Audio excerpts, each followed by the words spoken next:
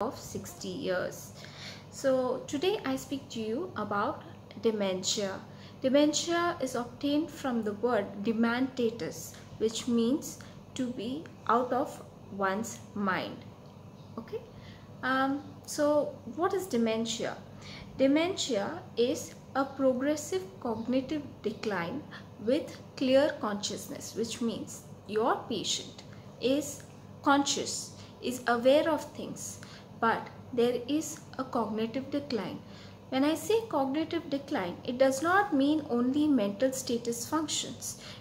There are several aspects to cognitive decline, right from learning, memory, understanding, special your motor abilities, special functional abilities, psychological abilities. All these are affected with dementia. There are several risk factors for dementia, and some of them are age. With age, there is a higher chance of you getting dementia. It is considered that females have a higher chance of getting dementia than males, but that was mainly because females used to have a longer lifespan than males. But now we are not sure exactly which has a greater chance. Okay, followed by that is high cholesterol levels, diabetes, hypertension, and things like that. Heart failure, obstructive sleep apnea is another factor that can lead to dementia. There are many more risk factors, but these were the major ones, and I wanted to tell you two factors that are supposed to be considered as protective for dementia. One is your formal years of education, and secondly is your involvement in social activities and mentally stimulating activities. These are considered to be protective for dementia. So if you are a young person, maybe you might want to think of involving yourself in some mentally stimulating work all the time. Alright, so also I'd like to tell you that how do you identify your patient has dementia? Maybe firstly, there is cognitive decline. There could be loss of executive functions, inability to perform work, functional loss.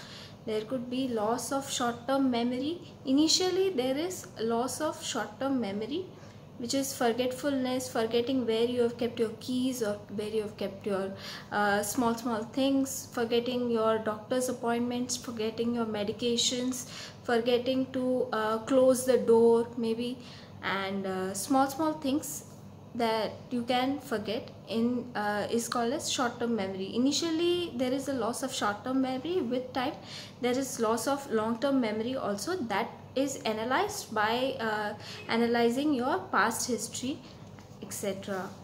Right? And also we can look into the other aspects of there are neuropsychiatric cognition affection. For example, there is affection of your mental abilities. Okay, there is also anxiety disorders, depressive disorders. You will see several psychiatric disorders, mood changes, depression, aggression, agitation. These are commonly seen in these patients. As a caregiver, how to take care of these patients is something I will deal with in another video. Alright, as of now I'm just telling you about dementia and how to recognize the signs and symptoms and take your patient to your doctor, who will then tell you what to do. Okay, also then you will have to do several lab tests. Okay, don't get angry at your doctor if they tell you to do several lab tests. This is because there are several reversible causes of dementia and irreversible causes of dementia.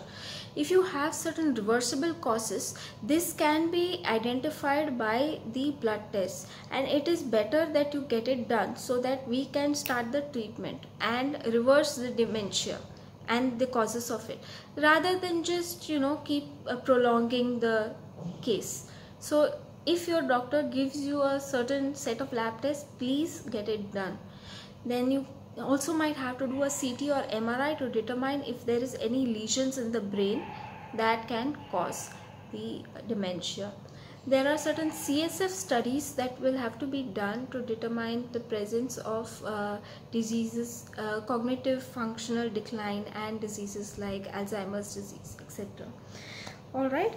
And maybe certain EEG studies can be done to if there is a seizure disorder or patient is having delirium.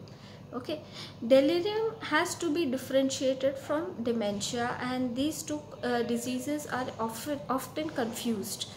Even in a relative, as a non-medical person, you might get confused. So immediately take your patient to your doctor when once you see all the signs and symptoms I just mentioned to you, and they will tell you what your patient is suffering from. While as I told you, the reversible causes can be reversed, but the irreversible causes have a multimodal treatment protocol. Okay, you have to look into it from several aspects, not only the patients, also the caregivers, safety, and financial planning of the patient. Advanced care facilities might have to be thought about if in case you are unable to take care of your patient. Okay, and look into the various legal aspects also, in case there is an authority or somebody has to take decisions for the patient. In case of caregiver aspects, caregiver issues, concerns, I will talk about it in a future video in greater detail. So this was all about dementia. Thank you so much. Bye bye.